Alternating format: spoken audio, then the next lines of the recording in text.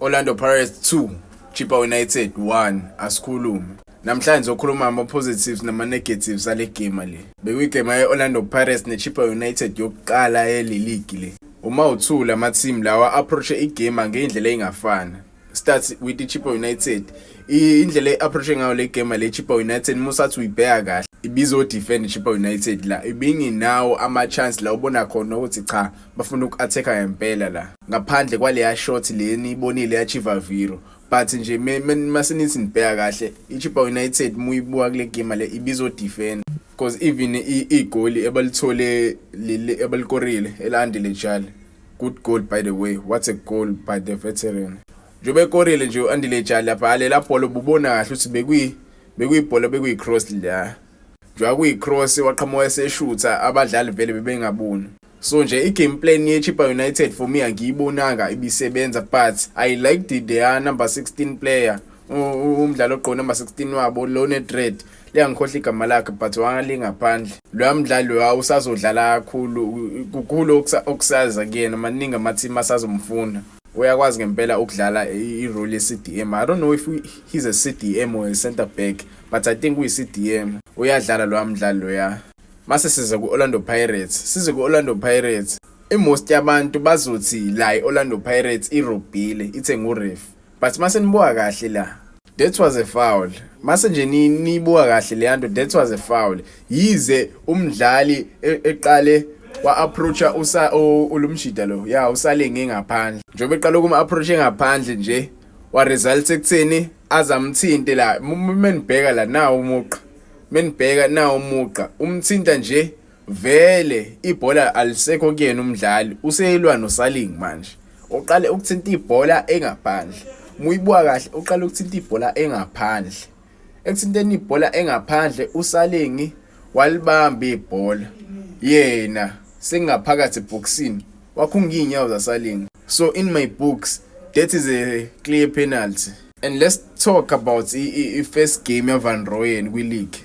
Let's talk about the first game of Van Rooyen edlala eSigudini. He had a good game, I don't wanna lie. Indlela adlale ngayo akhombisanga ukuthi umdlali osathanda kufika ku-Orlando Pirates. Yabona nje mfethu indlela adlala ngayo lo mjide lo kusakude kusanginingi ezokuzuza ngixolise bakwethu ngicela injabulo siwinile hayibo.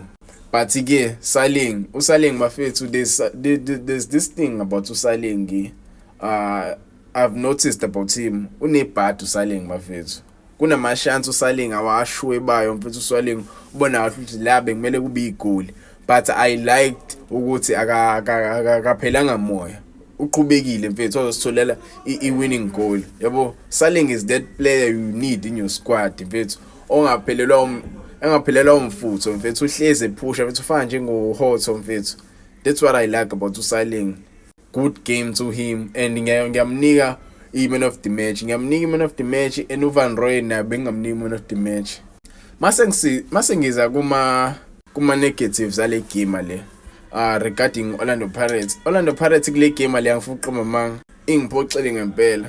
Ngazi noma ngiyothi phoxo coach noma ngiphoxo Orlando Pirates but if you see Orlando Pirates namhlanje swini be angazi besihlukene namhlanje swini. Yawo mengikhuluma ngoMakhawula abantu bavele bathi hayi angilazi ibhola. Makhehleni Makhawula is not that guy when it comes to amagame kanje. Uba exposed kakhulu Makhehleni Makhawula kumagame kanje. Yawo mesudlala nabadlali abakwazi ukulithinta ibhola esenta uba exposed. Siyayidinga i-CDM ezokwazi ukuvala abadlali abathinta ibhola phambi kwethu. Yabo i-CDM nje eshawudli imbazo. And uMaswanganyi naye namhlanje ube off uMaswanganyi. Sikhuluma iqiniso uMaswanganyi ube off. I think we need to have a conversation about uMaswanganyi at some point because angazi yabo ube nawo yena ama glimpses but today ube off. Ayikabi ningangi-attack but ke I said what I said. Today ube off. Omunye umdlalo ube off namhlanje uMabasa yize ikorele penalty but the boy was off today. I don't know, maybe the problem starts from the middle yini but ke Mabasa uMaswanganyi today bebe off. Even though Saling ubebuya akhombisa umdlalo ngempela. I didn't see much of Umbatha futhi kule game le but ke at least utholile 3 points yabo, at least siwinile.